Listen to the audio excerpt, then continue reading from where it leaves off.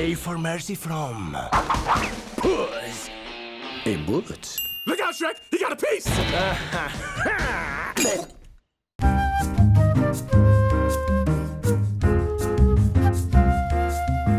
All right, guys, I'm from the union. I'm here to make sure this podcasting crew got benefits and shit. Something, Bomb Squad Matinee, I'm Tanner Richard Kraft. Pray for mercy from Tim himself. And we have a guest who joined us for the first Shrek movie, and here he is, 17 years later, joining us for Shrek 2. Hi, everybody. I'm Andrew Ambrose Lee, the host of I've Been Meaning to Listen to That. I'm really happy to be back. I really enjoyed my time here. Every time I'm here, I really have a great time, and I'm really excited to talk about this movie. Woo. Yeah, we're glad to have you back. I've Been Meaning to Listen to That is a great podcast. I've been on it a few times. It's a good show. It's a good show. It's a great podcast if you like music. But today, we're not talking about music. We're talking about movies. Specifically, we're talking about Shrek 2, which is, widely considered one of the best animated sequels ever. It's considered a great movie. It was the first animated sequel to be nominated for Best Animated Feature at the Oscars. Wow. But before we get into Shrek 2 overall, what we're going to do is we're going to start it with a very relevant warm-up question, which is, what is your favorite animated sequel? Tim, we'll start with you. So once upon a time, we did an episode on the Two Towers, and on that one, the question was favorite second movie in a series, and on that one, I talked about Ghost in the Shell 2: Innocence. So just giving that an honorable mention, but that won't be my choice for this because I've already talked about that in depth. So instead, I'm going to talk about a different anime movie sequel, Vampire Hunter D: Bloodlust. This is a picture that came out 15 years after the original and on a much bigger budget. The animation is immaculate. It's just a gorgeous looking movie, and I cry every time for the poor animators who had to slave away on that thing to make it look so goddamn good. It's beautiful movie. Great animated horror movie. Just a solid pick. So that's my pick for this one. Back to you, Tanner. Excellent stuff, Tim. And I believe, if memory serves me correct, we've covered the original Vampire Hunter D on this show, right? We did. And I did talk about Bloodlust a little bit on there, but I figured, fuck it, I'll talk about it again. I was making sure I wasn't confusing it with a different movie. All right. Andrew, how about you? Favorite animated sequel? Yeah. It's pretty easy for me. Toy Story 2. That was like one of the first movies I've seen in theaters, so it has a very special place in my heart. I remember when I was a kid, I was very scared to go to the theater, and it was like dark and scary, and like I thought the movie would be scary or something. Even though I imagine I must have seen Toy Story on VHS or something. And then we went to the theater, and the beginning is like this cold open where like it's like Buzz in the video game, and it looks like a real movie. And I was like crying the entire time that was happening. And then when I remember, this is one of my first like theater memories. I remember like when like Buzz quote unquote dies and gets like shot, like gets lasered, and like half his body's gone. I like turn to my mom and go, "See, this shit's scary." yeah. But then like as the movie progressed, and I was just like completely transfixed by it. I was like so moved by, even at a young age, the ambition and the scope and just how imaginative it was, and like the sense of adventure. And I think it's a perfect sequel because it's ambitious in its scope, as the studio and the creative team and the animators hone in on their craft while also innovating. I like how it introduces heavier philosophical concepts to the Toy Story universe. Themes of like neglect, abandonment, the discussion between having a legacy versus like being loved intimately but temporarily. I think it's such a cool idea, like as an adult looking back at this movie. And then like also it's just so perfectly calibrated. So the screenplay is so tight and like it's funny, inventive. The new characters are really great, full of heart. Yeah, so that's my favorite sequel of an animated movie. Also, whatever Tim said, like the Ghost in the Shell 2 or whatever he said, like whatever the fuck he said. I don't care. I'm just kidding. That shit's okay, I guess. All right. Well, my time to shine. Hello. What about you, Tanner? Well, great question. You know, it's funny you say Toy Story 2. Because my answer to this question is similar, but in fact different. My answer to this question is Toy Story 3. Whoa! Toy Story 3 is my favorite Toy Story movie. I was 11 when it came out. I was 12 when it came out. I was 12 when it came out. It's one of my earliest memories of seeing like a new movie in theaters. Man, I was old enough. I was old enough when that came out to be like nostalgic for Toy Story.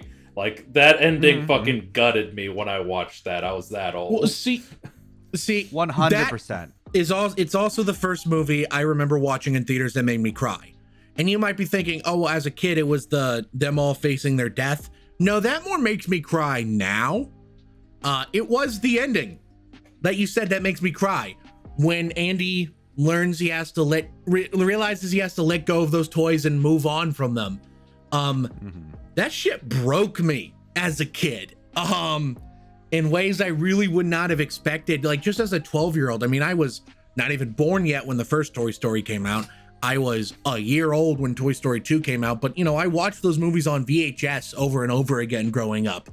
They were some of my favorite movies as a kid. So seeing this, big movie on the big screen and 12 years old, that's the last age before you become a teenager. And teenager is like this different phase of life than being a kid almost. I mean, as an adult, I recognize that 13 and 12, there's no fucking difference. You're still a kid. But as Actually, I'm 13. Fuck you, I'm 13. But as a kid, it felt like a tremendous difference. So for this movie to come out in such a phase of my life where I felt like I was, the next phase was just around the corner, so to say, that ending had a tremendous impact on me. And it still holds up now as an adult. It's still incredibly emotional. It makes me laugh a lot. It's still gorgeously animated to this day. Lotso might be original sin when it becomes the Disney twist villains, but yeah, it's okay. He was based off you, right? Yeah. They said, that fat kid. Yeah, that 12-year-old, that obese 12-year-old. Him, he'll do. And I went, huh? What's obese? What is obese? But Lotso's a great villain. It's a great film. I love it so much. It is among my favorite Pixar movies. It's among my favorite animated movies. And as far as animated movies that aren't the original, it's my favorite sequel. That's a good answer. Yeah. Or it probably would be. But if any other movie other than Toy Story 3 were to be my favorite animated sequel, it'd be the movie we're talking about today, Shrek 2. Wow. Shrek 2 and Toy Story 3 are like neck and neck for me. But yeah, I love Shrek 2. I'm assuming you two at least tolerate Shrek 2, but let's get right into it. Harold, Shrek, Fiona, Mom, Harold, Donkey. We're gonna keep them on in toes. Andrew, we're gonna start with you. What are your overall thoughts on Shrek 2?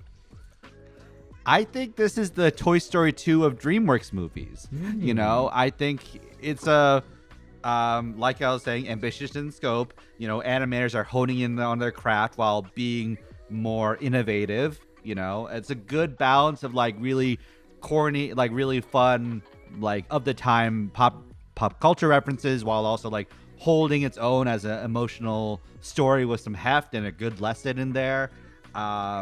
I like the philosophical concepts of the Shrek 2, where it's like, how would you change for someone you love? And then like the idea of like Fiona loves Shrek as he is, but once her parents' approval, so like but she also, so like that makes her sad that like she's not able to like have that, but Shrek makes her happy, so there's that conflict, and then just like this idea of this how much of that is like coming from it's like yourself or coming from your partner, or how much of it is just like these norms, like, and these stories we're told over and over, and these voices in our head of like people who have our best interests, people who don't have our best interests.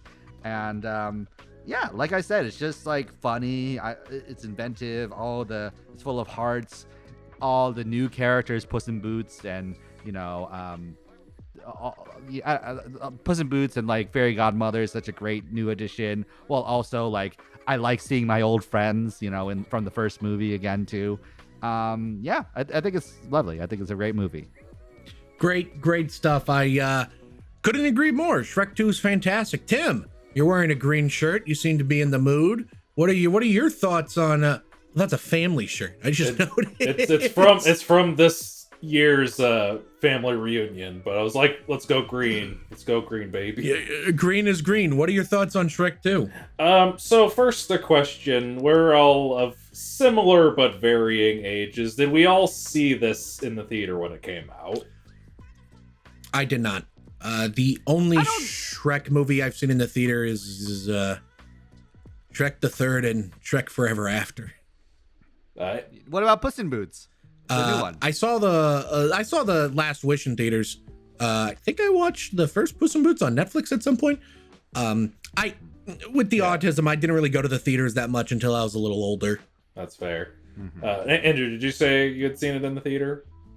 I have not seen it in theaters. This was a VHS special for me. Gotcha. This was like just on a loop next to like, I said this on our previous episode. It was a SpongeBob movie. It was this movie. It was Men in Black. It was like some classic Disney movies and such. So I did watch this in theaters last year as an adult.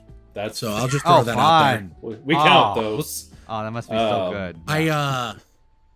Where is it? No, keep talking. I'm looking for something. But yeah, no, I do agree. Like, this was also like, a repeat movie for me because my family had the first two Shrek movies on DVD, so I watched those over and over. But I also saw those first three all in theaters, and love Shrek 2. I am, sort of the general opinion that I think 2 is probably the best of the series.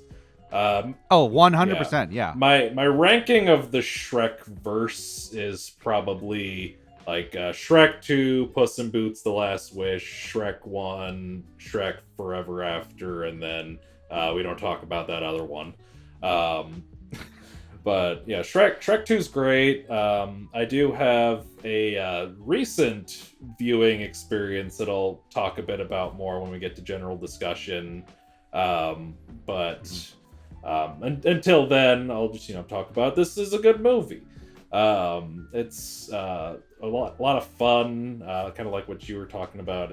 It kind of leans more into they're going on a bigger scope with this one. Like there's some interesting camera movements that I noticed, like particularly in that dinner scene. They have like the almost like dolly zoom looking things on both of their faces. Like that was neat. The shot where it zooms in on like Shrek's face as he's like riding the big gingerbread man is so cool. The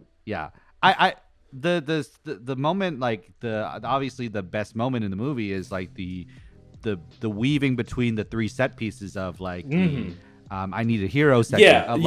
Oh, she's killing the vocals. Where like kind of like Shrek and like his friends are like trying to navigate the treacherous situation, and like the animation is so crisp and like fluid and awesome. And then the emotional heft of like, will like Fiona fall in love with the Prince Charming guy, and like exactly. Like and we've talked about this before. Like that holding out for a hero needle drop is the best holding out for a hero needle drop in the history of cinema. Like Bullet Train is probably the best one of the 2020s.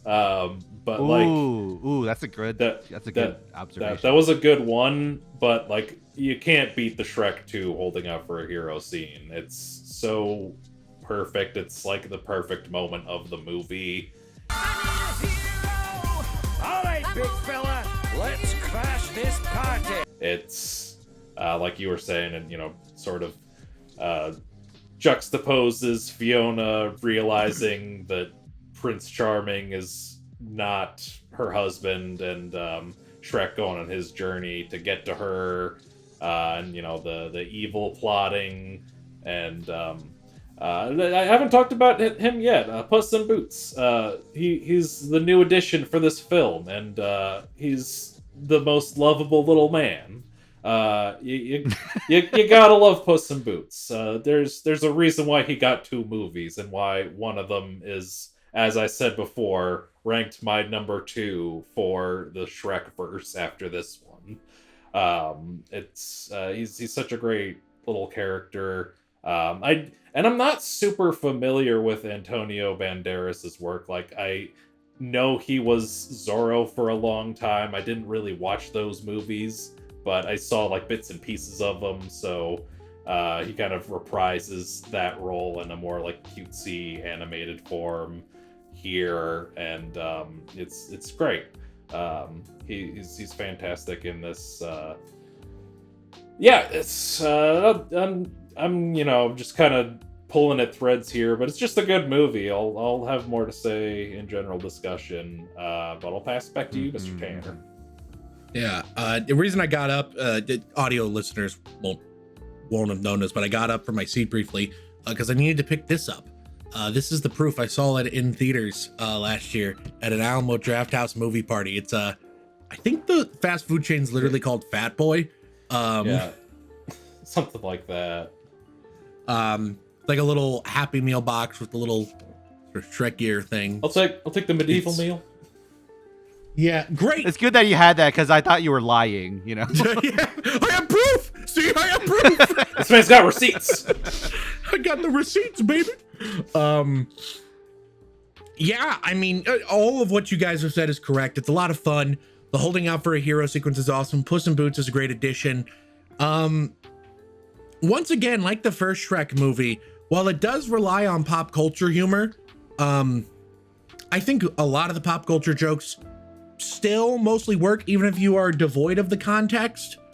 Yeah. Like, for example, as a kid, the Cops parody sequence, I just thought that was kind of funny, especially like when, I don't know why, but Puss in Boots going, "That's not mine," made me go, that's not his, but he's lying.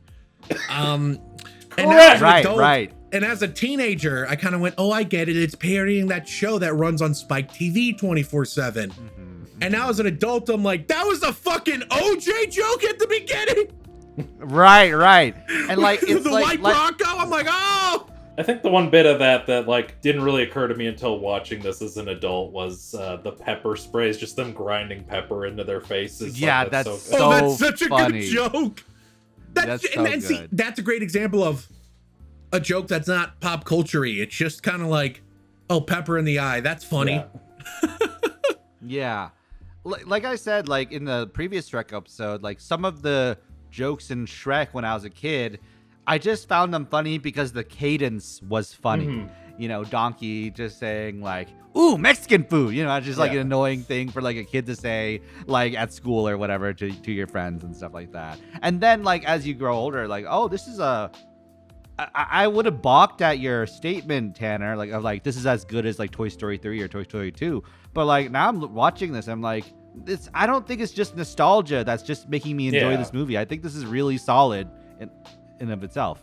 It is like beyond being a great animated movie, it's a great comedy. This movie is so goddamn funny. Holy shit. I will very often just mutter to myself, "Not the gumdrop buttons." Just mutter that to myself because it's funny. Everything with the giant monster is hilarious. And another stuff I really appreciate as an adult, like how Shrek is able to sneak into the factory by being like, "We're from the Union." Yeah. Something that I really appreciate now as an adult, as someone who really thinks unionization is deeply important. That shit cracked me up. but it's funny all the way through. But beyond being funny, it has a good heart.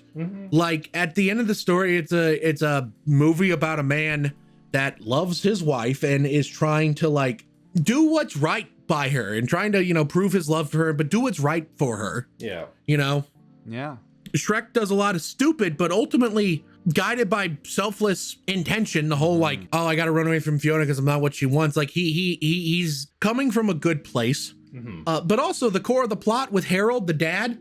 I mean, first off, if after coming out of the first Shrek movie, someone walked up to you and told you the next movie is going to borrow its plot heavily from Guess Who's Coming to Dinner from 1967, you would probably be like, the fuck are you talking about, man? But it works perfectly. That dinner scene is iconic for a reason, with all the camera zooms and, you know, Fiona, Harold, Dad, Mom, Fiona, Donkey. It's just so great for a reason. It's a mile-a-minute laugh fest. The holding out for a hero sequence at the end is just really, it's the pinnacle of the I need a hero needle drop. You can't do much better than that. I will say, however, as much as I love that, it's obviously the best needle drop of the movie, but I do want to say a close second has to go to the Counting Crow song, Accidentally in Love, with the beginning, oh, honeymoon montage.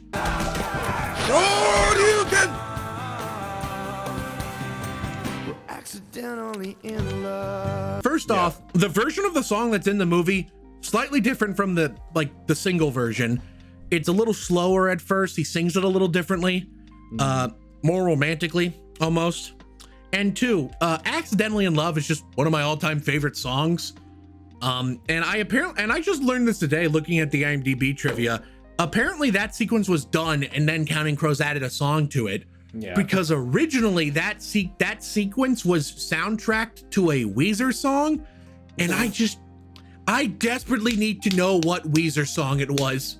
Okay, I need to know what Weezer song originally opened Shrek 2. Buddy Because Holly. God, it'd be so fucking funny if it was something from Pinkerton. There's no way it was something from Pinkerton, but God, it would be so funny. Just imagine like, I forget which song it is, the one that goes, those damn half Japanese girls. Imagine hearing that in a Shrek movie. That'd be absurd. It'd be absurd. You're making me imagine it now. It's a good one with Counting Crows, though. As funny as a Weezer song in this would be. The soundtrack in general is great. Funky Town, excellent cover of Changes that actually features David Bowie's backing vocals. The soundtrack's great. The comedy's great. The love at its core is a great love story that, you know, is heartwarming. Made me tear up a couple times. And of course, Living the Vida Loca. It's hard to top the I'm a Believer sequence ending from the first movie. Living the Vida Loca kind of matches it low-key, and arguably exceeds it, specifically when they go to the shot of the gingerbread monster singing from the fucking moat going, I'm running on fumes here, so we're going to cut to a brief commercial break, and then we'll be back with some general discussion. Whoop. Flip over to Wheel of Torture. I'm not flipping anywhere, sir, until I see Shrek and Fiona. Welcome back from commercial break for another commercial. See that thing behind me with the colors and the stripes and the yada yada? You can see one above Tim's head. Those are a movie palette. Essentially what they do is that they take the primary cover of every frame of the movie, chop it up into these little bits. It makes it a cool little art piece to have in your living room. It makes sense next to a Virgin Mernchild's Funko Pop collection, and also makes sense to Tim's horror collection. Would probably make sense in most spaces. So go ahead, go to moviepalette.com, add one to your cart for this movie or for any movie of your choice. But before you check out, make sure you enter the code SQUAD15 to save 15% on your order. Thank you. Back to the show. All right, I have an announcement to make. I have discovered what Weezer song. Let's see. It was My Best Friend off of Make Believe. All right. Wow. I don't think that one was a single, so. That means nothing to me. Yeah, that I did find a hilarious interview though from some guy with Weezer that said, yeah, well that song's gonna live on longer than Shrek 2 ever will. Which, buddy. About no. I think buddy, we're gonna have to give that Snopes giving that a pants on fire. Snopes is giving that pants on fire. The worst rating. Yeah. So unfortunately, it was not any song from Pinkerton, which was my hopes and dreams are crushed because I'm sorry, audience, if you've listened to Pinkerton, you would understand how fucking funny it would be if any song from Pinkerton was in this movie. All right, so Andrew is not on board. so I have to ask the important question that is on all of our minds. Yes, I'm gay. Well, we knew that. Besides that, when they took the potion, what did Dragon turn into? We need to know. So, actually, I can answer this because there was a draft of this movie where Dragon from the first Shrek movie was going to have a much more involved role. And apparently, the original plan was that the dragon would turn into a Pegasus. Interesting. That's too many elements in the movie, I think. That's too many. No, they were right to cut it. But this does bring up an interesting question, which is with the Dwonkies, being the post-credit scene in this and all, Donkey and Dragon's kids being in the post-credit scene. It begs the question, which is clearly Dragon was pregnant when the events of this movie went down, which meant, did she turn into a pregnant Pegasus? Much to think If about. they didn't reverse the spell, would it be some weird half horse, half Pegasus? Like, does the effects of the potion affect the DNA in embryo? I'm glad we're using our discussion segment of this podcast to talk about this. These are the important scientific questions the American people want to know. And that is why if you elect me as president, I will increase stem cell funding. This is starting to feel like the question of when in Ranma 1/2, when Ranma's in his female form, can he get pregnant? And the author just goes, I don't think about this, and neither should you. That's probably the correct answer. Why are you thinking about this? I think just something to point, just like a stray observation I thought about is it's a little bit belabored, but there can be a queer allegory to this movie. Yeah. Obviously, you were talking about what's like who's coming to dinner, and that's I believe it's based on race, but this idea of and obviously some of the characters are. I think the movie kind of takes a more derisive tone towards the gender bending characters, like the Wolf and Larry King as the ugly stepsister or whatever. But there is there's something to be said all those characters are shoved in the dark recesses of this world and stuff like that, and they have to and there's something beautiful to the idea that at the end they all get to proliferate together and celebrate and just be themselves and and the idea of just having a parent who has stock children as stock in that they are you want your kid, you're investing in your kid and you want them to end up a certain way, and when they don't, will you be loved, will you be appreciated and stuff like that. And that's the fear that Fiona's going through, that's the fear that a lot of kids go through and stuff like that. And it's a very, I love it in terms of just this very hopeful ending of these characters love being actualized through uncomfortable moments, through hard conversations, through understanding, and seeing that Shrek is actually a very loving partner and stuff like that, and how happy he makes her and such. So I think that's really beautiful. Yeah, that's my broader take on the movie. Yeah, I did kind of think about that on this viewing. It did kind of seem like this was 20 years old, but it does feel like it could have also doubled as an allegory for a queer couple, or maybe somebody is getting married to a trans person.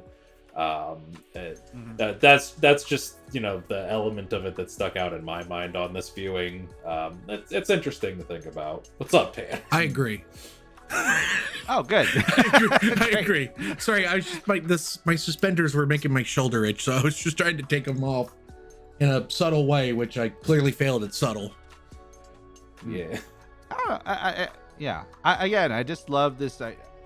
Again, the philosophical question at the core of it that I really like is are you willing to change for someone you love? Yeah. and is that actually necessary? Like my I think about that a lot. Like if I brought home like my parents are very religious. If I brought home someone who's not religious, and we love each other, and like those uncomfortable conversations and stuff like that, and like just like it's easier for me to just like hide in my little hole and just enjoy what my life and just keep things compartmentalized and such. But yeah, but at the same time, it's like restricting my joy. You know, it's restricting my my authenticity. Right. Too. You know, I have to like always code switch and such. So Yeah. this is a very personal conversation. We're getting very personal and deep on the Shrek 2 podcast. Andrew, tell me more about your childhood. And, you mentioned your fear of the fear of the movie theater earlier. Because this fear of the movie theater tie back into your fear of intimacy, since being in a dark room with a bunch of strangers can be argued as such an intimate moment? I you know what? I no, but like I will say that like I was gonna like say this earlier on is like during Toy Story 3, during the scene that made you cry, Tanner, of like Andy giving his toys away and like having to give up Woody. I looked behind me and a couple and like two people were making out like hot heavy. Life goes on. Let's go. So like that might have contributed to my fear of intimacy and like dark rooms and it was Toy Story 3 that gave you a fear of intimacy. That's because right, you turned around and you're like, oh God, what if I in 10 years am the weirdo making out at the Toy Story screening? Good God, that's hilarious. Look, Andy's mom makes us all horny. It's like you know what? She can get it. Well, what do they put in that Pixar mom sauce or whatever? This is off the rails. This is horrible. Oh boy. Well, So I mean, there is this that. is What is that? The Fiagra potion, the one that's clearly a play on Viagra. That's in this movie. Speaking of Woody, that's a lot of fun. but Got him. we got him. I guess like one more. I like there's one more thing in my notes that I wanted to like springboard as a topic of discussion. Like, what do you think of the voice acting in this movie? It's pretty good. Fantastic across the board. Mike Myers brings it again. Eddie Murphy brings it again. I still continue to believe that this is some of Cameron Diaz's best work as an actress. Yeah. I think this is like also Mike Myers' best work as an actor too. For sure, it's up there. It's either this or the What is Love this? Guru. You can go either way with that, but oh yeah, that Truly. that tearjerker. that tearjerker Love Guru. I remember when he said it's Guru time and he gurued all over them. I have not seen the Love Guru. I did. Yeah, I watched like this. This is just another tangent, but I was watching like what's it called? Wayne's World with my two brothers. Hell yeah. And then but the scene where Mike Myers was going like swing, swing out, like my older brother was like, okay, turn this off. This is bullshit. Blasphemy. We stand Wayne's not- World in this house. Yeah. These guys are annoying. But yeah. John Cleese and Julie Andrews are also incredible. Fun fact about those two, they often recorded the scenes they were both in together, which is not super common for an animated movie. Yeah. Yeah. But basically. Also, fun fact. The three of us record this podcast. Yes. Together At the same time. At the same time. Which is very rare for podcasts. It's usually Very one. often you they, just like, kinda, they stick it you together. record it separately and you hope that you can stitch a conversation together. Got to do the. All right, ADR take two. loops. I think Shrek 2 is good. All right, take three. I think Shrek 2 is good. Is good? Question mark? Tim, what were you trying to say? I was just gonna say, yeah, I agree. All the voice work in this is great. The returning actors all bring it. The new additions bring it. Antonio Banderas, as I was saying, fantastic as Puss in Boots, and that's basically his whole paycheck now is just Puss in Boots royalties. And you know what? I'm here for it. I just want to shout out Rupert Everett as Prince Charming. He's really good in this, and that's good. Very funny. I also just want to point out that Rupert Everett's latest latest acting credit is being in an episode of Emily in Paris. So I propose to you another Shrek movie called Shrek in Paris. What do we think? I mean, they're talking about making another one. Why not that? Sure. Oh, I'm sorry. Napoleon came out last year. There we go. That's Okay. isn't that Farquaad in Paris? That took though? a bit. Don't worry about it. It's my bad joke, and I'm gonna make it how I want it. Yeah, I like what's it called? I think this movie is. I think DreamWorks after this took a lot of the wrong lessons from the success of this movie. Of just like I think Eddie Murphy as Donkey is just the right amount of like Eddie Murphy is Donkey, the way like Robin Williams is the genie, and then like I think they leaned in too much of like the celebrity as the character, and they made the character in like Shark Tale. They make all the characters look like the actors, and it's really distracting. And it's like kind of like the pop culture references are perfectly calibrated here. Yeah, like it's a lot, but it's like tasteful. And then like I just like they like, and then they like kind of course corrected with like the more earnest postmodernism of like How to Train Your Dragon. Yeah, and like the movies about like, you know, the Wild Robot or the Wild Robot is so good. The current era of DreamWorks animated stuff is really solid. We've had my cousin on here a couple times. He's working at DreamWorks now. He worked on the Wild Robot. Wow. He said that was I love that movie. He said that the Wild Robot is like the movie he's proudest of working on, and this is somebody who worked on Avatar 2. And 3. Yes, because they're basically the same. Yeah, no, I mean, they are basically the same movie. And of course, your cousin Matt famously gave us the entire plot of Avatar 3, which I'm going to spoil here. Is that true? Jake Sully. I have to put you down. Wait, what is he? Oh, Tanner he's was in the just movie? assassinated by Big Jim. Big. He hired a Terminator. You said Big Jim, and that made me think like a workout gym, like the gym lobby put out a hit on me. Yeah, James Cameron lifted the gym lobby put a hit on me. James Cameron lifted a physical gym and threw it onto your apartment. Threw it at me. I'm just like, oh god. But yeah. Oh man, this is gonna ruin it. I'm never getting my safety deposit back. I do want to get into while Tanner was away getting his mighty meal or whatever. I alluded to there was a recent viewing experience of this movie that I want to talk about. I think I may have mentioned this to Tanner. I can't remember for sure, but basically, you know, about a year into us doing this channel, I started dating a person who is now my fiance, and we have certain movies that align with certain landmarks in our relationship. The big one being the Kenneth Branagh Hercule Poirot movies. Our first date was at her apartment. We watched Murder on the Orient Express in her apartment. Our first time like going out on a date, we had our first kiss was the night we saw Death on the Nile, and during the movie. Yeah, there we go. You were and then you were transported back in time, and you were the couple making out at Toy Story 3 that Andrew saw. Tanner, shut the fuck up. You ruined my life. And then for the night that I proposed to her, I took her to see Haunting in Venice. So it was sort of just like that perfect, 3-movie landmark thing. However, there's also a landmark involving Shrek 2. We watched Shrek 2 at my apartment pretty early into our relationship, and right in that accidentally in love montage, that was the first time we said I love you to each other. So now I have Shrek 2 in that special little pantheon of landmark relationship movies. Also, I just like 2 funny things. The first one is more related to Shrek 1. So basically, the DVD for Shrek 1, in the menu, when you would hit play, the little German pigs would go, "Play the movie!" "Yeah, play."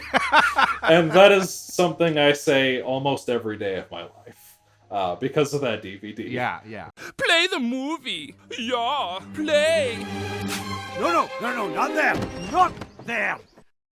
And one day I was at her apartment at the time, and we were watching, I think, Us together, and we had paused for a minute, and then I was like, okay, it's time to go back into it. Play the movie. And then her roommate goes, yeah, play. And I was like, thank you. One mind. Well, if we're talking about the Shrek 2 DVD, I think it's time to talk about Far, Far Away Idol. Far, Far Away Idol. Oh, Far, Far Away Idol is a good Yes. good is the website still up? Going to farfarawayidol.com. Like, I haven't- Oh god, it's downloading a virus onto my computer.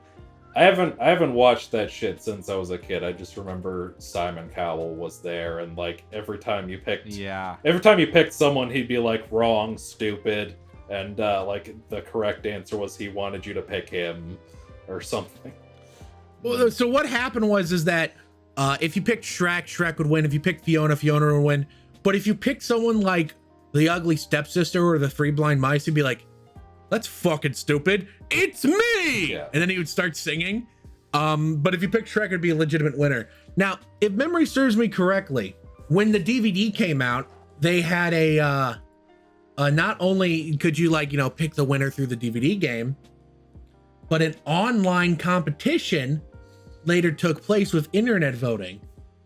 And the funny thing about that is that the winner of the public contest was Doris, the ugly stepsister one, which is funny considering that if you picked her in the DVD, Simon would be like, fuck that, I win. Yeah. But she won the real contest. I remember checking the website regularly because I don't remember who I wanted to win. I mean, it kind of goes to show you like how fandom actually works. Like, the most popular character is never the protagonist. It's that semi-obscure character.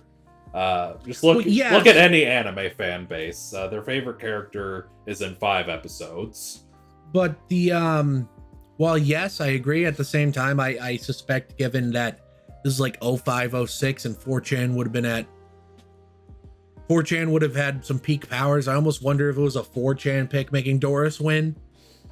how would you know that? I gotta go. I am the hacker. I'm the hacker known as 4chan. What's Okay, that actually- anonymous mask doing in the back? Apparently, if you pick someone who's not supposed to win, Simon says a different comment for each winner that he disqualifies. If you say Pinocchio, he says, no, you gotta be joking. If you pick Doris, he says, sorry, that is complete rubbish. Big Bad Wolf, impossible, I won't allow it. Prince Charming, please, I don't see so. Gingy, scoffs, now you're being ridiculous. Captain Hook, that is just wrong. And if you pick the Three Blind Mice, he says, sorry, I'm afraid you chose wrong. Which that's hilarious, saying, I'm afraid you chose. Like, imagine watching American Idol and like Clay Aiken wins. And who was the host? Ryan Seacrest. Ryan Seacrest says, and the voters say, "Bit of bullshit, ain't it? Me!" And then he just starts singing. That'd be awesome. That'd be hilarious. There you go. Also, another funny bit, and this one is from this movie that I reference on a somewhat regular basis, is like right in that final scene when they are when the fairy godmother is trying to blast them with the spell, and the magic wand ends up hitting Pinocchio, and he just goes, "I'm a real boy!" Just that cadence of that delivery of "I'm a real boy" as he's falling is just so funny to me.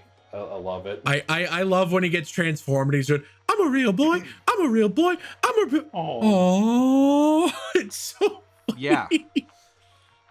Yeah, like this movie has like a lot of those very sticky, like quotables. Obviously, because it was a DVD VHS era where we would like watch movies over and over again, where we don't really do that very much anymore. It's not, I don't know if it's like as common.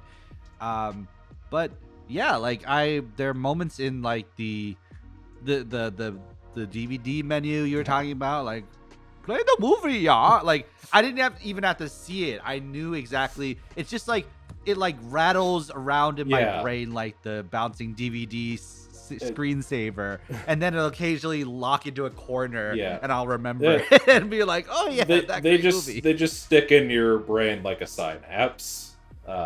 It's something else. Sugar, do, honey, honey.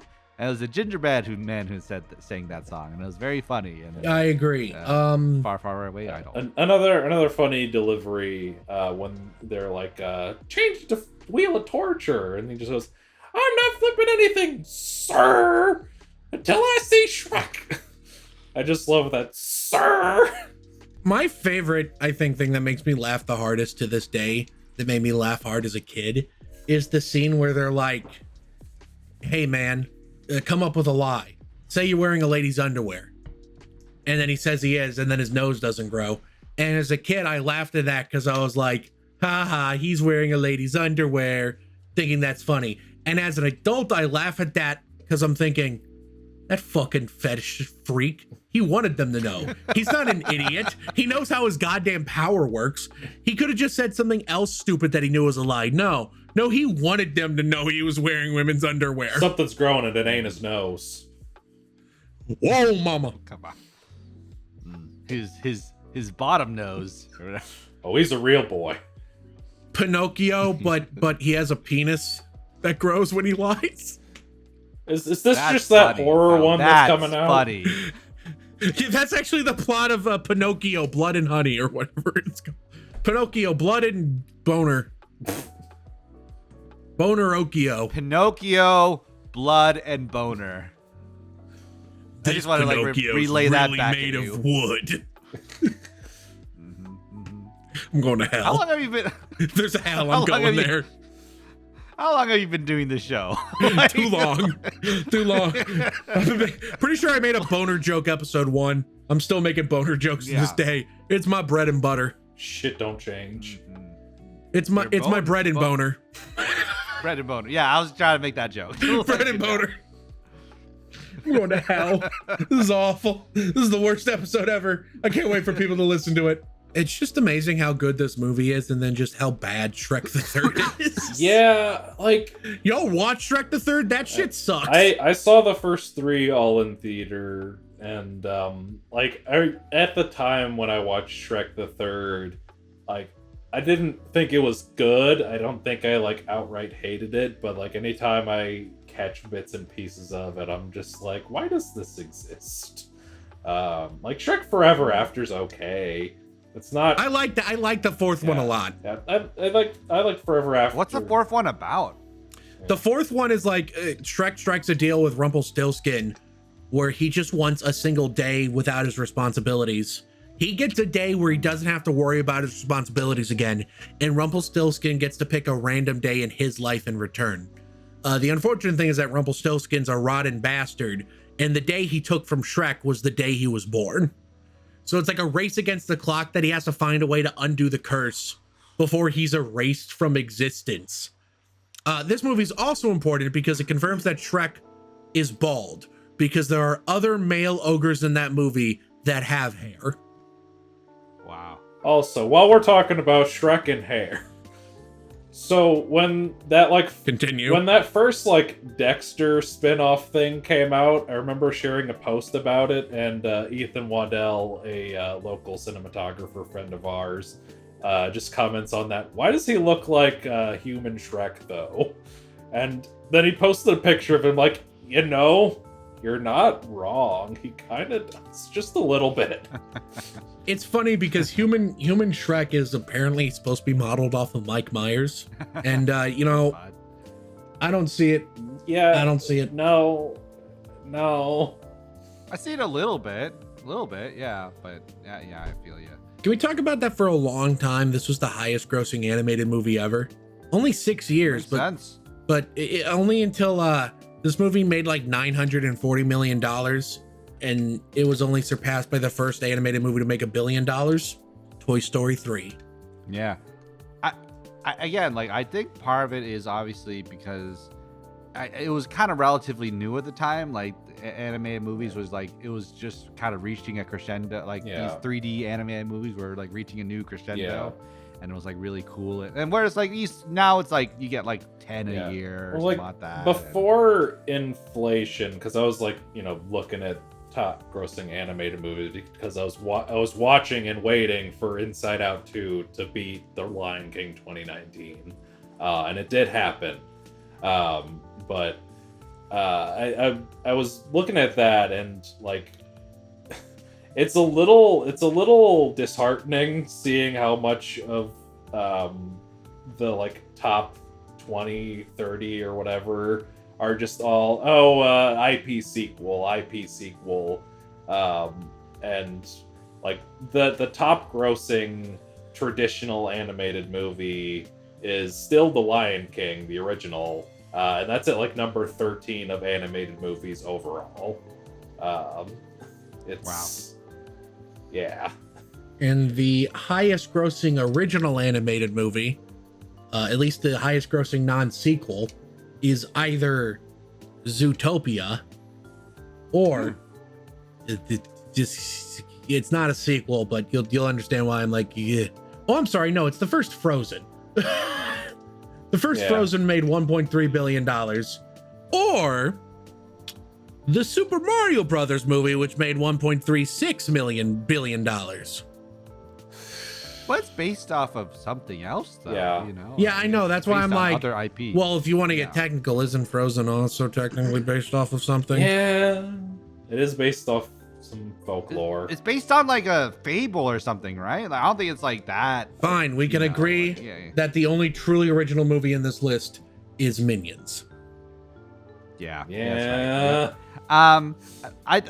I think I want to like kind of like bring it home a little bit is this idea of these movies are pretty like adults, and I don't mean it in the like obviously there are like a few innuendos here and there, and like they're pop culture references that like adults will get. Like I was really shocked at like the George Bush portrait in the middle of this movie. It was very funny. But like there's like when I reflect on like when I think about the legacy of Shrek, I think of this like irony poisoning in this like irony poison sort of like memes and all that stuff and whatnot. But I think like these are really I think what they were doing here was really special. Like they were trying to like make movies that like work at a kid level, work at a adult level, but not in a gross like we're tricking children kind of way. It's more just like it kind of grows alongside you, and like the cadences are funny as a kid, and like the little childish donkey moments are funny as a kid, and then as you get older you get to think about these things a little more, and like the concept of Shrek 4 is like he wants a break from his responsibilities. Yeah. Such a adult's concept, like so I think that's really cool. It's sort of a thing where it's like it is ultimately meaningful, but it has more of a punk rock spirit to it than like a lot of the Disney fare of the time. And like they were starting to get a little sillier with it, but they hadn't quite gone into well, Shrek did good, so now we need to make everything a joke forever and ever. Yeah. Yeah, I agree that these movies are definitely more adult in a way that a lot of movies of its era are. I do think it was really weird when King Harold halfway through the movie said that we're gonna find these weapons of massive destruction in Iraq. Thought that was a weird like kind of non sequitur in the middle of the movie.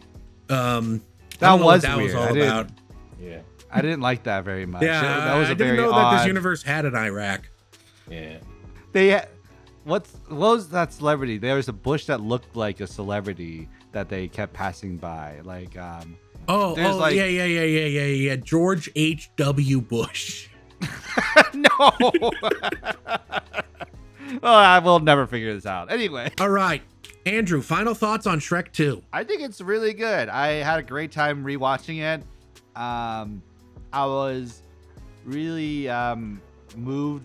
It made me tear up a few times. It was like really touching, this idea of like this true love and like someone who's outcasted and someone who's like been beat down by society, like finding love, and then that love being affirmed by someone who matches your freak, someone who matches your nasty,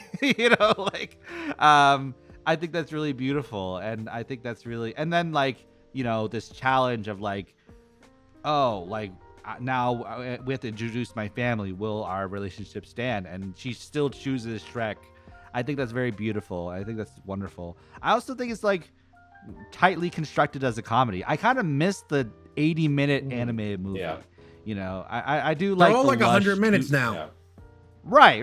I like the lushness and the exploration and stuff, but I do miss the tightly constructed Simpsons-y joke, and then emotional center at it. That's really tightly constructed like a drum. I miss that a little bit. So, what do we give it a rating or something? If you want, I mean, you can. Yeah, I'll give it 9 out of 10. Woo. So. All right, 9 out of 10 people thoughts. making out at the Toy Story 3 screening. Yeah, my final thoughts. I mean, fuck, man. If you're watching this podcast, you probably watched this movie a million goddamn times. You know how you feel about it. Shrek 2 is good. It's a good time. Watch it again if you want to watch it again. I don't know. I'm not the boss. Back to you, Tanner. Great stuff. Okay. Great stuff. Shrek 2 is an amazing movie. It's the highest grossing Shrek movie for a good reason. It's the highest rated Shrek movie for a good reason, because it's just simply a absolute masterwork. Why the fuck didn't this win? I want to know why this. What won at the Oscars that year for animated feature? The Oscars are cowards.